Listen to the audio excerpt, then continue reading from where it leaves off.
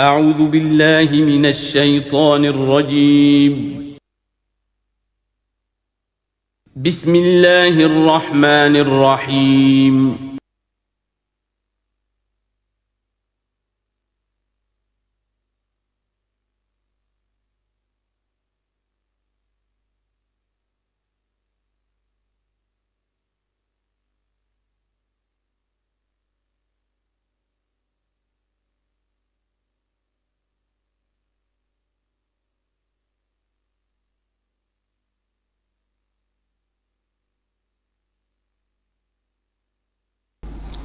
اب آیا ہے رسالت کا معاملہ. وَإِن كُنتُمْ فِي رَيْبٍ مِّمَّا نَزَّلْنَا عَلَىٰ عَبْدِنَا، اگر تمہیں رسالت محمدی پر شک ہے صلی اللہ علیہ وسلم، اس کے کیا معنی ہے کہ تمہیں اس قرآن کے بارے میں شک ہے جو ہم نے اپنے بندے پر نازل کیا ہے. اگر ہے شک فی الواقع، وَإِن كُنتُمْ فِي رَيْبٍ، اگر تمہیں واقعتاً شک ہے مِّمَّا نَزَّلْنَا عَلَىٰ عَبْدِنَا، اس پر جو ہم نے اپنے بندے پر نازل فرمایا ہے، فَأْتُوا بِسُورَةٍ مِّن مِّثْلِهِ، تو لے آؤ اس جیسی ایک ہی صورت.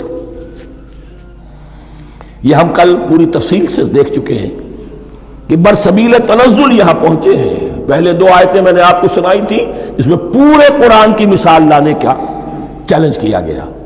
پھر ایک آیت سنائی جس میں 10 صورتیں ہی لے آؤ. اب آخری درجے میں ایک صورت ہی بنا لا، اور ایک صورت تو سورۃ العصر کے مساوی بھی ہو سکتی تھی، سورۃ الکوثر کے مساوی بھی ہو سکتی تھی. وَادْعُوا شُهَدَاءَكُم مِّن دُونِ اللَّهِ إِن كُنتُمْ صَادِقِينَ، اور بلا لو اپنے سارے مددگاروں کو اللہ کے سوا، جن ہوں انس ہوں. اس لیے کہ قریش کا خیال یہ تھا کہ جو شعراء ہوتے ہیں ان کے پاس جن ہوتے ہیں، وہ جن انہیں سکھاتے ہیں، ورنہ عام آدمی تو یہ شعر نہیں کہہ سکتا. تو تمہارا اگر کوئی گمان ہے کوئی جنات سکھانے والے ہیں، کوئی انسان ہے، خطیب ہیں، شعراء ہیں، ادیب، سب کو جمع کر. ان کنتم صادقین، اب یہ ہے بہت ہی، جس کو میں نے کل کہا تھا آپ کو یاد ہوگا، قرآن کا انداز کیا ہوتا ہے کہ وہ اپنے اندر جھانکنے کی دعوت دیتا ہے. یہ گویا کہ آنکھوں میں آنکھیں ڈال کر یہ کہا جا رہا ہے کہ حقیقت میں تمہیں کوئی شک نہیں ہے، یہ تم بات بنا رہے ہو صرف. اگر واقعتاً شک ہے تو آؤ میدان. حقیقت یہ ہے کہ تمہیں شک نہیں ہے. اگر تم سچے ہو فَأْتُوا بِسُورَةٍ مِّن مِّثْلِهِ، تو اس جیسی ایک ہی صورت بنا لاؤ. فَإِن لَّمْ تَفْعَلُوا، اب ذرا انداز دیکھیے تحدی کا اور چیلنج کا. پھر اگر تم یہ نہ کر پاؤ، وَلَن تَفْعَلُوا، اور ہرگز نہیں کر سکو گے. یہ چیلنج کون دے سکتا ہے؟ اللہ کے سوا کوئی نہیں دے سکتا. یہ انداز کسی کتاب کا نہیں ہے. ذَلِكَ الْكِتَابُ لَا رَيْبَ فِيهِ، یہ کسی کا نہیں ہے. فَإِن لَّمْ تَفْعَلُوا وَلَن تَفْعَلُوا، پھر اگر تم نہ کر پاؤ اور تم ہرگز نہیں کر پاؤ گے، فَاتَّقُوا النَّارَ الَّتِي وَقُودُهَا النَّاسُ وَالْحِجَارَةُ، تو ڈرو اس آگ سے جس کا ایندھن بنیں گے انسان اور پتھر. اُعِدَّتْ لِلْكَافِرِينَ، کافروں کے لیے تیار کر لی گئی ہے، بھڑکا دی گئی ہے. پتھروں کا ذکر خاص طور پر کیوں ہے؟ دو اس کے امکانات ہیں. آپ کو معلوم ہے کہ وہ جو پتھر کا کوئلہ ہوتا ہے اس کی آگ بڑی سخت ہوتی تھی، عام جو ہمارا یہ لکڑی کا کوئلہ ہوتا ہے اس کے مقابلے میں. اور دوسرے یہ بھی کہ چونکہ انہوں نے جو معبود تراش رکھے تھے وہ پتھر کے ہوتے تھے، تمہارے ساتھ ہی تمہارے ان معبودوں کو بھی جھونکا جائے گا اور وہ بھی جلیں گے، تاکہ تمہاری حسرت کے اندر اضافہ ہو. ان سے ہم دعائیں مانگا کرتے تھے، ان کے سامنے ماتھے ٹیکتے تھے، ان کے سامنے ڈنڈوت کرتے تھے، ان کو چڑھاوے چڑھاتے تھے. اب یہاں گویا کہ ایمان باللہ، توحید، ایمان بالرسالت اور ایمان بالآخرت. فَاتَّقُوا النَّارَ الَّتِي وَقُودُهَا النَّاسُ وَالْحِجَارَةُ أُعِدَّتْ لِلْكَافِرِينَ وَبَشِّرِ الَّذِينَ آمَنُوا وَعَمِلُوا الصَّالِحَاتِ، اور بشارت دے دیجئے اے نبی ان لوگوں کو کہ جو ایمان لائے اور جنہوں نے نیک عمل کیے، أَنَّ لَهُمْ جَنَّاتٍ تَجْرِي مِن تَحْتِهَا الْأَنْهَارُ، کہ ان کے لیے وہ باغات ہیں کہ جن کے دامن میں ندیاں بہتی ہوں گی. لفظی ترجمہ ہوگا جن کے نیچے ندیاں بہتی ہوں گی. مراد اس سے کیا ہے؟ عام فطری باغ وہ ہوتے تھے کہ جس میں ذرا اونچائی پر جو ہے درخت لگے ہوئے ہیں اور دامن میں ندی بہہ رہی ہے، تو اس سے خود بخود جو ہے وہ اریگیشن، نیچرل اریگیشن ہو رہی ہے، درختوں کے جڑوں تک پانی پہنچ رہا ہے. بہرحال ترجمہ آپ لفظی کریں، ان کے نیچے ندیاں بہتی ہوں گی یا یہ کہ جن کے دامن میں ندیاں بہتی ہوں گی. کلما رزقوا منہا من ثمرۃ رزقا، جب بھی کبھی انہیں دیا جائے گا کوئی پھل رزق کے طور پر کھانے کے لیے جنت میں، قالوا ھذا الذی رزقنا من قبل، وہ کہیں گے یہ تو وہی شے ہے جو ہمیں پہلے بھی ملتی تھی۔ اس کا ایک مفہوم یہ ہے، یہ جو نزل ہے ابتدائی جو ہے دعوت ہے، ابتدائی ضیافت جو ہوگی اس میں وہی چیزیں کہ جو معروف ہے، جانی پہچانی ہے۔ یہ رمان، یہ دیکھیے یہ انار آ رہا ہے خوبصورت، یہ انگور ہے خوبصورت، یہ نخیل ہے، یہ نخل ہے، یہ رطب ہے، لیکن ذائقے کے کوئی نسبت و تناسب بھی نہیں ہوگا۔ وہ کہیں گے یہ وہی شے ہے جو ہمیں پہلے ملتی تھی، وَأُتُوا بِهِ مُتَشَابِهًا، مشابہ تو ہوگی وہ، لیکن ان کے ذائقے میں زمین و آسمان کا فرق ہوگا۔ اور ایک یہ بھی مفہوم لیا گیا کہ آخرت میں جنت میں بھی وہی میوے ملتے رہیں گے، لیکن ان کا ذائقہ بدلتا رہے گا، شکل وہ ہوگی لیکن ذائقہ وہی رہے گا کہ جس سے انسان کی پھر طبیعت بھر جاتی ہے ایک ہی شے کو کھاتے ہوئے۔ وَلَهُمْ فِيهَا أَزْوَاجٌ مُطَهَّرَةٌ، اور ان کے لیے ہوں گے اس میں بہت ہی پاک باز، نہایت پاک کی ہوئی بیویاں ہوں گی۔ ازواج مطہرۃ وہم فیہا خالدون، اور اس میں رہیں گے ہمیشہ ہمیش۔ یہ تو تین جو اصول ہیں دین کے دعوت ایمان، توحید اور رسالت اور معاد، ایمان باللہ، ایمان بالرسول، ایمان بالآخرہ۔ اب ذرا کچھ ضمنی مسائل ہیں کہ جو بعض کفار کی طرف سے، بعض معتزلین کی طرف سے پیش ہوتے تھے، وہ کبھی بھی اس چیلنج کا مقابلہ تو نہ کر سکے، میدان میں تو نہ آ سکے۔ یہ بالکل ایسی بات ہے جیسے کسی مصور کی تصویر پر اعتراض کرنے والے تو بہت تھے۔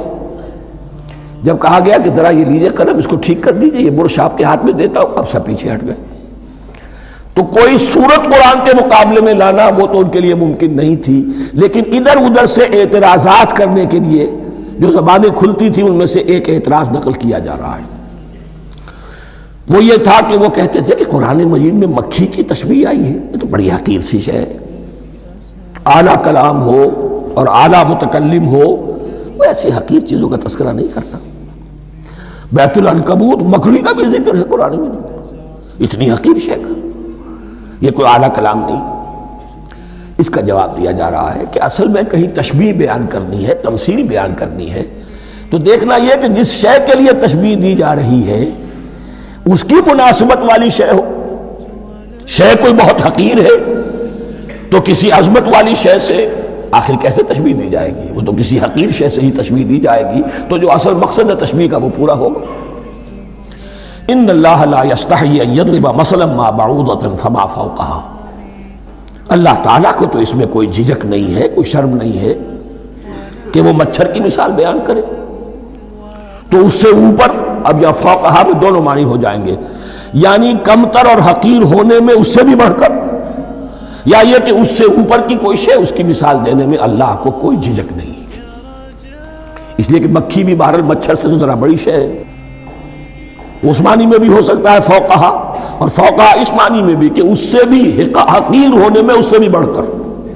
فَأَمَّا الَّذِينَ آمَنُوا فَيَعْلَمُونَ أَنَّهُ الْحَقُّ مِنْ رَبِّهِمْ، تو جو لوگ صاحب ایمان ہیں وہ جان لیتے ہیں کہ یہ حق ہے ہمارے رب کی طرف سے۔ وَأَمَّا الَّذِينَ كَفَرُوا، اور جنہوں نے کفر کیا ہے، فَيَقُولُونَ مَاذَا أَرَادَ اللَّهُ بِهَذَا مَثَلًا، یہ کیا مثال اللہ نے دی، کیا ارادہ ہوا اللہ کا اس مثال کے ذریعے سے، ناک بھوں چڑھا رہے ہیں، اعتراض کر رہے ہیں۔ اب جو آ رہا ہے اگلا جملہ وہ ہے بہت اہم، یضل بہ کثیرا ویہدی بہ کثیرا، اسی کے ذریعے سے اللہ بہتوں کو ہدایت دیتا ہے اور اسی کے ذریعے سے بہتوں کو گمراہ کرتا۔ معلوم ہوا کہ ہدایت اور گمراہی، اور ہدایت اور ضلالت انسان کی سبجیکٹو کنڈیشن کے اوپر دار و مدار ہے اس کا۔ آپ کے دل میں خیر ہے، بھلائی ہے، نیت صحیح ہے، طلب ہدایت، طلب علم، اس میں آپ سچے ہیں، آپ کو ہدایت مل جائے گی۔ دل میں زیغ ہے، کجی ہے، نیت میں ٹیڑھ ہے، فساد ہے، تو اسی کے ذریعے سے اللہ آپ کی گمراہی میں اضافہ کر دے گا۔ یضل بہ کثیرا ویہدی بہ کثیرا، لیکن اللہ کا یہ کسی کو ہدایت دینا اور کسی کو ضلالت دینا علل ٹپ نہیں ہے، کسی قاعدے اور قانون کے بغیر نہیں ہے۔ وَمَا يُضِلُّ بِهِ إِلَّا الْفَاسِقِينَ، نہیں گمراہ کرتا وہ اس کے ذریعے سے مگر صرف سرکش لوگوں کو، جن میں سرکشی ہے، تعلی ہے، تکبر ہے۔ اور ان کے اوصاف کیا ہے؟ الذین ینقضون عہد اللہ من بعد میثاقہ، جو توڑ دیتے ہیں اللہ کے ساتھ کیے ہوئے عہد کو۔ اور سب سے بڑا عہد یہ سورہ اعراف میں چل کر آئے گا، عہد الست۔ عالم ارواح میں ہم عہد الست کر کے آئے، الست بربکم قالوا بلا، کیا میں ہی نہیں ہوں تمہارا رب؟ تمام ارواح نے میں بھی تھا، آپ بھی تھے، سب تھے، کل انسان، جتنے انسان دنیا میں آج تک آ چکے ہیں وہ بھی تھے، اور جو آنے ہیں ابھی قیامت تک وہ بھی تھے، لیکن تھے صرف ارواح کی شکل میں، جسم نہیں تھے۔ اور یہ میں آپ کو بتا چکا ہوں، مکمل وجود ہے انسان کا روحانی وجود۔ اولاً تخلیق اس کی ہوئی تھی، اسی سے آگے چل کر ایک بہت فلسفے کا بہت گہرا مضمون آ رہا ہے آگے چل کر۔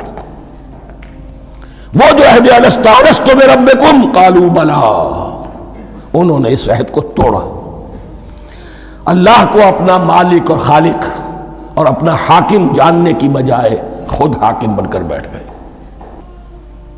الیس لی ملک مصر، کیا مصر کی بادشاہی میری نہیں ہے؟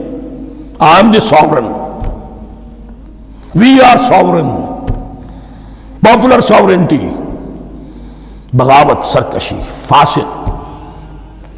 وما يضل به الا الفاسقين الذين ينقضون عهد الله من بعد ميثاقه وَيَقْطَعُونَ مَا أَمَرَ اللَّهُ بِهِ أَن يُوصَلَ، اور کاٹتے ہیں وہ چیز جسے اللہ نے جوڑنے کا حکم دیا ہے۔ اللہ نے صلہ رحمی کا حکم دیا ہے، یہ قطع رحمی کرتے ہیں مال کی طلب میں۔ بھائی بھائی کو ختم کرتا ہے اس کے مال کو ہتھیانے کے لیے، اپنی ذاتی اغراض کے لیے تمام اخلاقی حدود جو ہے انسان پر پیش ڈال دیتا ہے، اپنا تکبر، اپنے لیے تعلی۔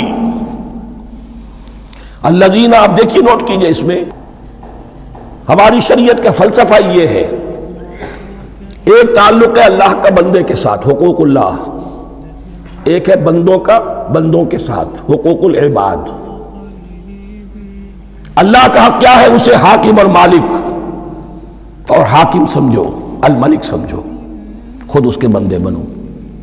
انسانوں کا حق کیا ہے؟ کونوا عباد اللہ اخوانا، سب آپس میں بھائی بھائی اللہ کے بندے بن جاؤ۔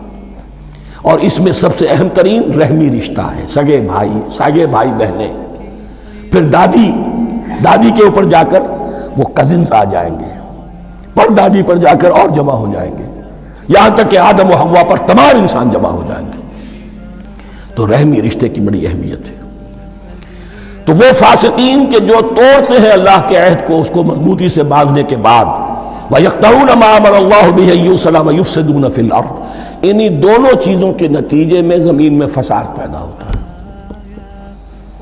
یا اللہ کی اطاعت سے باغی ہو گئے، اور یا آپس میں ایک دوسرے کی گردنیں کاٹنے لگے۔ اولئک ھم الخاسرون، یہی لوگ ہیں جو بالآخر خسارے میں، آخری اور دائمی خسارے میں رہنے والے ہیں۔ کیف تکفرون باللہ وکنتم امواتا، تم کیسے کفر کرتے ہو اللہ کا؟ بڑا پیارا انداز ہے۔ وکنتم امواتا، تم مردہ تھے، فاحیاکم، تمہیں زندہ کیا، ثم یمیتکم، پھر تمہیں مارے گا، ثم یحییکم، پھر جلائے گا، ثم الیہ ترجعون، پھر تم اس کی طرف لوٹ جاؤ گے، لوٹا دیے جاؤ گے۔ یہاں وہ بات آ گئی جو آج نگاہوں سے بالکل اوجھل ہو چکی ہے۔ یہ ہم دنیا میں آنے سے پہلے مردہ تھے، کیا مانی؟ یہ مضمون آ کر اصل میں سورہ غافر یا سورہ مومن میں چل کر اس کی پوری وضاحت ہوگی، لیکن چونکہ یہاں تذکرہ ہو چکا ہے عہد الست کا، ہماری پہلی تخلیق ہوئی عالم ارواح میں، ارواح کی صورت میں، پھر ہمیں سلا دیا گیا، وہ ہماری پہلی موت تھی۔ مردہ جو ہے معدوم نہیں ہوتا، مردہ ہوتا ہے، بے جان ہوتا ہے، سویا ہوا ہوتا ہے، اور موت کو اور نیند کو تشبیہ دی گئی ہے۔ پھر ہمیں اس جسد کے ساتھ یہاں زندہ کیا گیا، پھر موت طاری ہوگی، پھر ہمیں زندہ کیا جائے گا۔ یہ آیت جیسا کہ میں نے عرض کیا بہت بڑی اور بڑی گہری حکمت اور فلسفہ قرآن کی آیت ہے۔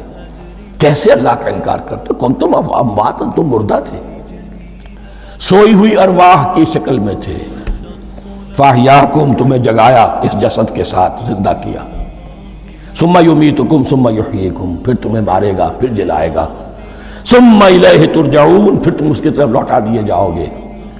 اور اب اس کے بعد جو آخری آیت ہے، هو الذی خلق لکم ما فی الارض جمیعا، اس نے تمہارے لیے بنایا ہے جو کچھ بھی زمین میں ہے۔ اس میں خلافت کا مضمون آ گیا۔ حدیث میں آتا ہے انما الدنیا خلقت لکم وانتم خلقتم للآخرہ، یہ دنیا تمہارے لیے بنائی گئی ہے، تم آخرت کے لیے بنائے گئے ہو۔